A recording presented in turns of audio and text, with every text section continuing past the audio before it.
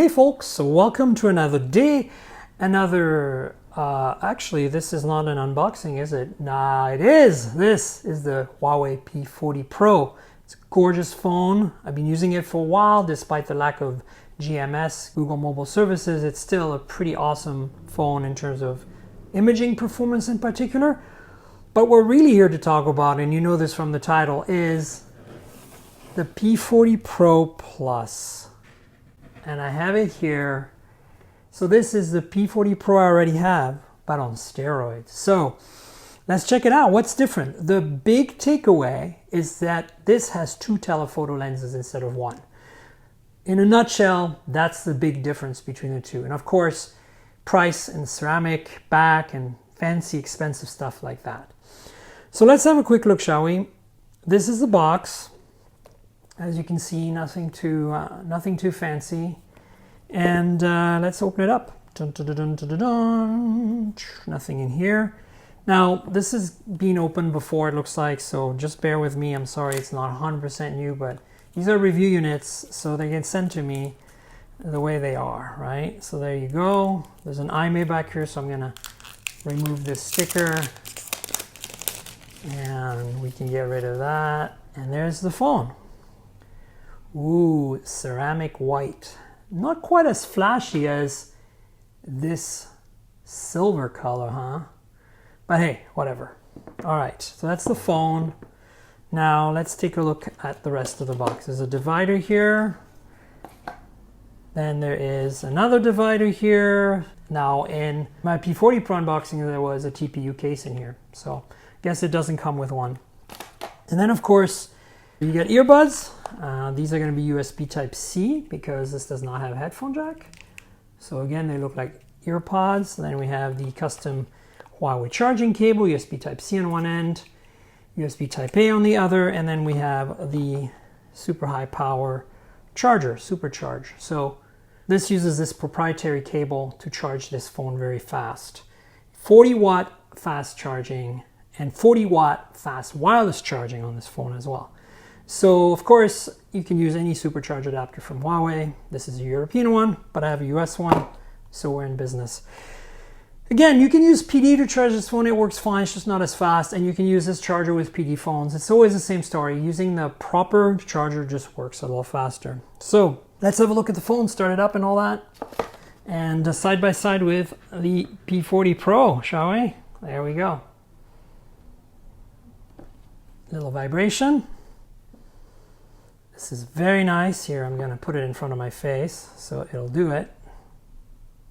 There you go. It's got a proper 3D face scanner on this P40 Pro and P40 Pro Plus. So in terms of dimensions and thickness and weight, I think these are pretty much identical. I would have to check 100%, but here you go. There's the startup setup screen. And you can see, you know, same display and everything. So let's talk about the display. We've got a 6.58 inch AMOLED panel that curves on all four sides. Let me show you that real quick. So it curves a little bit on this side and on that side and on the top here downward and on the bottom downward.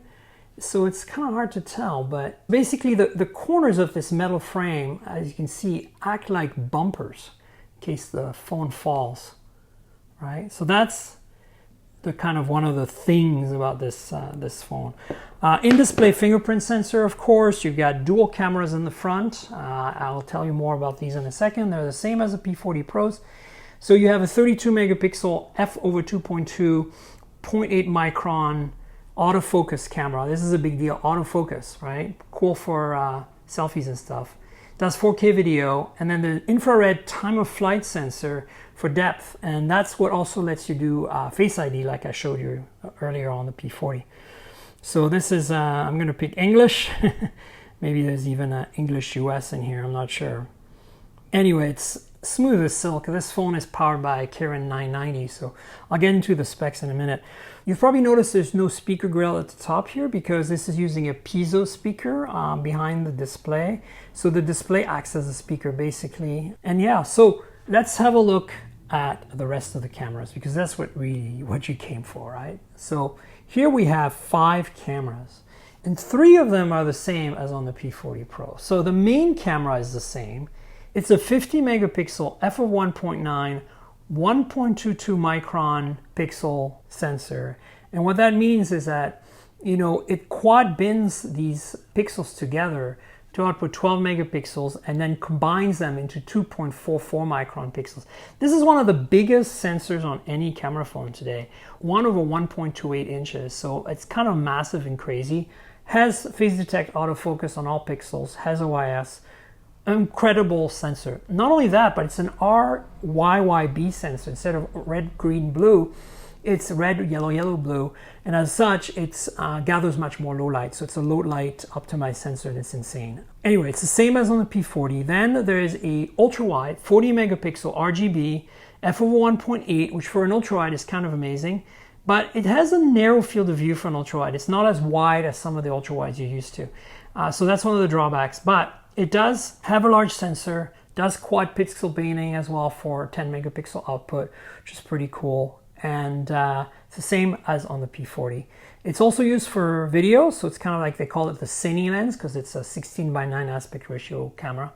And yeah, so then we have 2 telephotos. One is a 3 times optical zoom, and it is at OIS, it's 8 megapixel, f/2.4, and then we got the periscope telephoto, and that's a true 10x optical, not 10x with software, like actual 10x optical zoom. Now the f-stop's a little low because of that. It's f/4.4.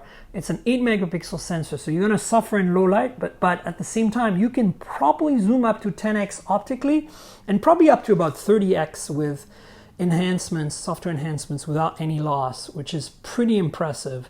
And that's what this whole thing is about. And then the final sensor is a time of flight sensor. It's the same as on the P40 Pro. So that hasn't changed. So that's what this crazy camera array is all about. It's just bonkers, And then of course, it's made of ceramic, which is kind of a big deal. And it's a little heavier. The frame is also ceramic, they say. So I'm not sure if that's possible because it looks like metal to me, but hey, maybe it is ceramic, in which case it's like, wow. But this thing feels heavy and dense and bonkers. Actually, it might be heavier than the P40 now that I'm holding on to it. But yeah, other than that, the guts are pretty much the same as what we have on the P40 Pro, right? So we have a 4200 milliamp hour battery, 40 watt wireless charging, 40 watt wire charging, and then we have a Kirin 990 5G, which supports 5G. And by the way, the P40 supports 5G in the US on AT&T and T-Mobile. You might not get GMS, but you get low-band 5G support. Notice how the camera pods are different sizes. The actual P40 Pro Plus is a bigger pod. And then finally, we've got 256 gigs of storage, 8 gigs of RAM, or 512 gigs of storage, 8 gigs of RAM on this P40 Pro Plus. And there's a nano memory expansion using the nano format that Huawei introduces, basically SD in the form factor of a nano SIM. So you can either have dual SIM or just one SIM and a nano SD card installed. So that's pretty cool. It uses UFS 3 storage. It's just bonkers. It's super fast. So this is very exciting. I'm really looking forward to trying this out. Yeah, this is a beast of a camera with a bit of a phone attached to it. And unfortunately, the lack of Google mobile services is going to be a problem for a lot of people. Now, there are hacks to enable it, but so far I haven't really seen a hack that works long term. And unlike the Mate 30 Pro, which was able to be kind of reversed back into GMS use. So if you're looking for something that's an incredible imaging phone and you're not very heavily invested in Google and you don't mind things like Uber not working and stuff because that requires GMS, maybe this is your phone. Maybe if you live abroad in a certain market where you're not using Google at all and the apps you need, like if you're in China, this phone might be the best hardware money can buy today, especially in terms of imaging. Yeah, I think that's it in terms of all the specs and the innards and the bits and pieces. So let's quickly walk through the edges of this P40 Pro Plus. On the left-hand side, you really have nothing here. On the bottom, you have the SIM tray with nano memory, as I mentioned before, USB Type-C, secondary mic, and the main speaker. Then on the left-hand side here, you have a volume rocker and power lock key. And on top, you have an infrared transmitter, and a singular microphone. And that's basically it in terms of design. It's very much the same as on the P40 Pro. So that's it, folks. Please stay tuned for more videos. Please like, subscribe, tell your friends. Click the notification bell, comment in the comment below. Remember, this is the Mobile Tech Podcast channel. It's a complement to the podcast at mobiletechpodcast.com. You should subscribe, tell your friends, all that good stuff. But more importantly, you can find us on Apple Podcasts, Google Podcasts, Pocket Casts, and Spotify, amongst other places. So come and join us on the podcast and stay tuned for more content soon. Cheers, everybody.